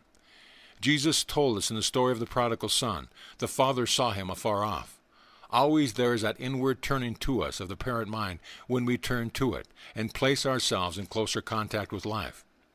For the feeble hands and helpless, groping blindly in the darkness, touch God's right hand in the darkness and are lifted up and strengthened. We must keep our mind clear so that when the Spirit brings the gift, we will be open to receive it. Even God cannot force things upon us. We must receive even before we see. Always when we believe, we will have that belief honor the Spirit of life. Mentally seeing just what we want, still seeing even though the heavens fall, we shall succeed in proving the law of life is a law of liberty. God made man to have all that the universe contained, and then left him alone to discover his own nature. Stop all striving and all struggling within your own soul. Know the truth and trust absolutely in it. Daily declare that you are being guided and protected, and that the power of the Spirit is bringing all to pass. And wait in perfect peace and confidence. Such an attitude of mind will overcome anything and will prove the spiritual thought force is the only real power in the universe. Drawing your own to you. Suppose that you wish to draw friends and companions to you, that you wish to enlarge your circle of friendship. This too can all be worked out by law, for everything can be worked out by the same law, the reason being that all is one, and that the one becomes the many in expression. There are too many people in the world who are lonesome because they have a sense of separation from people. The thing to do is not only to try to unify with people, but with the principle of life behind all people and things. This is working from the center and not the circumference. In this one mind are the minds of all people. When you unite your thoughts with the whole, you will be united with the parts of the whole. The first thing to do then is to realize that life is your friend and companion. Feed the divine companionship. Feel that you are one with all life. Declare that, as this thought awakens within your mind, so does it awaken with the mind of the whole race. Feel that the world is being drawn to you. Love the world and everyone is in it. Include all, if you would be included in all. The world seeks strength. Be strong. The world loves love. Embody it. See the good in all people. Let go of all else. People will feel your love and will be drawn to it. Love is the greatest power in the universe. It is at the base of all else. It is the cause of all there is. Feel your love to be like a great lightning, the path of the whole world. It will come back to you bringing so many friends that there will not be time enough to enjoy them all. Become a real friend and you will have many friends. Be sufficient unto yourself and at the same time include all else, and people will feel your strength and will have a desire to come in radiance of it. Never become unhappy or morbid. Always be cheerful and radiate good nature and happiness. Never look depressed or down in the mouth. The world is attracted to the strongest center of cheer and good fellowship. Never allow your feelings to be hurt. No one wants to hurt you, and none could. Even though they didn't want to, you are above all of that. Wherever you go, know that the Spirit of truth goes before and prepares the way, bringing to you every friend and influence that will be necessary to your comfort and well-being. This is not selfishness, but good sense, and will surely bring to you a harvest of friends and companions. Declare unto mind that you are now linked with all people, and that all people are linked with you. See yourself surrounded with hosts of friends, mentally feel their presence, and rejoice that all good is yours now. Do this no matter what seems to happen, and it will not be long before you will meet wonderful people, and will be brought into touch with the great of the world. The final word. In the last analysis, man is just what he thinks himself to be. He is big in capacity if he thinks big thoughts. He is small if he thinks small thoughts. He will attract to himself what he thinks most about. He can learn to govern his own destiny when he learns to control his thoughts. In order to do this, he must first realize that everything in the manifest universe is a result of some interactivity of mind. The mind is God, producing a universe by the activity of his own divine thoughts. Man is in this mind a thinking center, and what he thinks governs his life, even as God's thought governs the universe by setting in motion all the cosmic activities. This is so easy to understand and so plain to use that we often wonder why we've been so long finding out this, the greatest of all truth of all ages. Believing, thinking what is believed to be true, thinking into mind each day that which is wished to be returned, eliminating negative thoughts, holding all positive thoughts, giving thanks to the Spirit of life, that is so trusting always in the higher law. Never arguing with oneself or with others, using these are the steps which, when followed, will bring us to where we shall not have to ask it be true, for having demonstrated we shall know. The seed that falls into the ground shall bear fruit of its own kind, and nothing shall hinder it. He that hath ears to hear, let him hear. End of chapter. End of book. This audio presentation of Creative Mind and Success by Ernest S. Holmes has been brought to you by AudioEnlightenment.com and has been recorded for the exclusive use of Audio Enlightenment members only. If you have received this audio from any website other than our own, please visit our website and let us know at your convenience.